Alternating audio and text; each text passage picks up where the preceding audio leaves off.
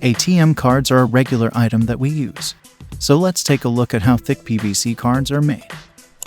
The first step is to mix the required color for each card. These colors change as for the needs of the banks, and the exact format is kept strictly confidential.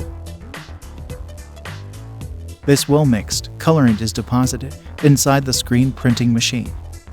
The required design is first printed onto the face of a special plastic layer using this color.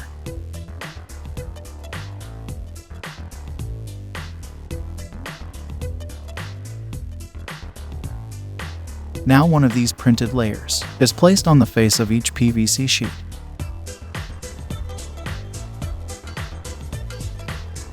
Using ultraviolet technology, these two become a single unit. After that, big sheet, which ends up as one, is passed to a cutting machine, and it is cut exactly to the size of the ATM card. ATM cards cut from the sheet are fed from a Canva belt and stacked on top of each other. Now, the chips need to be attached to these cards, for which first a small part, with only one end of these cards, is cut off with a milling machine. The pre-programmed chips will be scanned or added to it.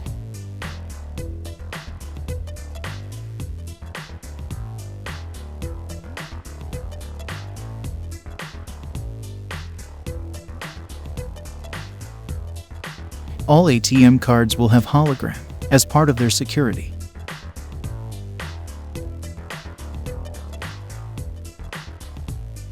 To prevent fraud, very small texts, called microtext, are also printed on the card. Now, stick the magnet tapes on the back of the card. This tape, which comes in long strips, is cut and heated and added to the card.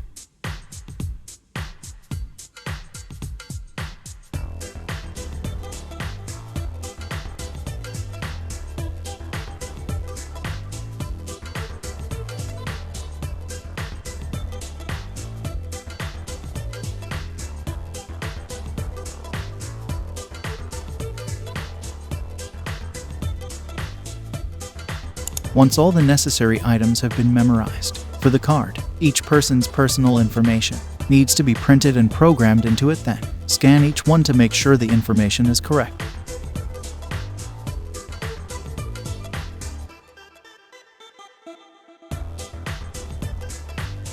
So all the correct cards are again subjected to various texts. In order to ensure the physical quality of these cards, they are subjected to various tests, such as bending and folding, etc.